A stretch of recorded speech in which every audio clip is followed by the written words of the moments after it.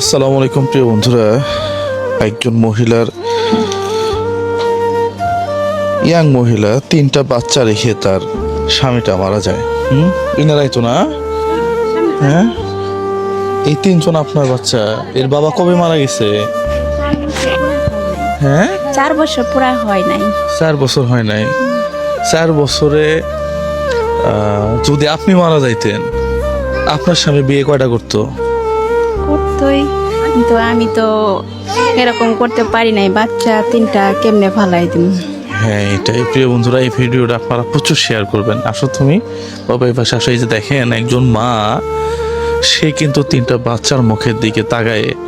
এর বয়স তখন কত ছিল? 13 মাস ছিল। 13 মাস ছিল এর বয়স। দেখেন, 3টা বাচ্চাকে দেখে বোঝার উপায় নাই যে তার বাবা মারা গেছে। মা কিন্তু তাকে ওইভাবেই রাখছে। মানে ছেলে আর মেয়ের মধ্যে পার্থক্য হইতেছে এটাই। একজন মা তার পাখা দিয়ে, তার ডানা দিয়ে সন্তানদেরকে ঠিক এইভাবে আগলে রাখে। হ্যাঁ, আমি আপনার কথা শুনছি। ওর ইয়াটা নিয়ে আসো, ওনার জন্য যে গিফটটা আছে নিয়ে আসো। আমি শোনার পরে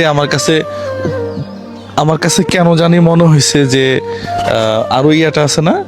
হ্যাঁ হ্যাঁ, ওইটাও নিয়ে আসো। আমার কাছে কেন জানি মনে হয়েছে যে না, আপনাকে এই জিনিসটা দিলে আমার ভালো লাগবে।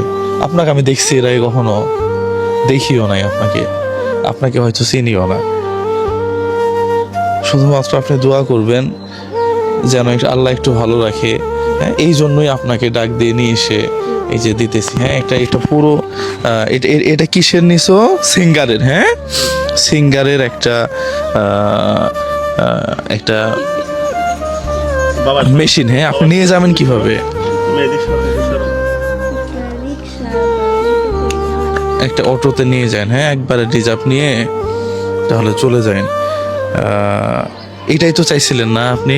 এটা কেন চাইছিলেন?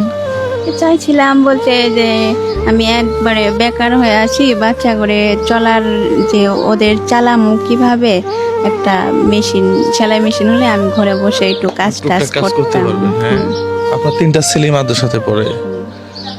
যাক, মাশাআল্লাহ।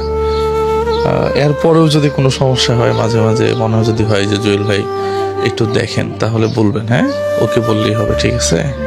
আপনি এটা দিয়ে যদি কাজ করতে পারেন, পরবর্তীতে যদি একটু কাপড় চোপড় কিনে দেওয়া লাগে, যে এগুলো বিক্রি করে আপনি ইয়া করবেন, হ্যাঁ, সেটাও ইনশাল্লাহ আমরা দেখবো। আপনার স্বামীর কথা মনে হয় না আপনার? মনে হইলে আমি কি করতে পারবো কোন? বাচ্চা করে তো ধরে রাখা লাগবে।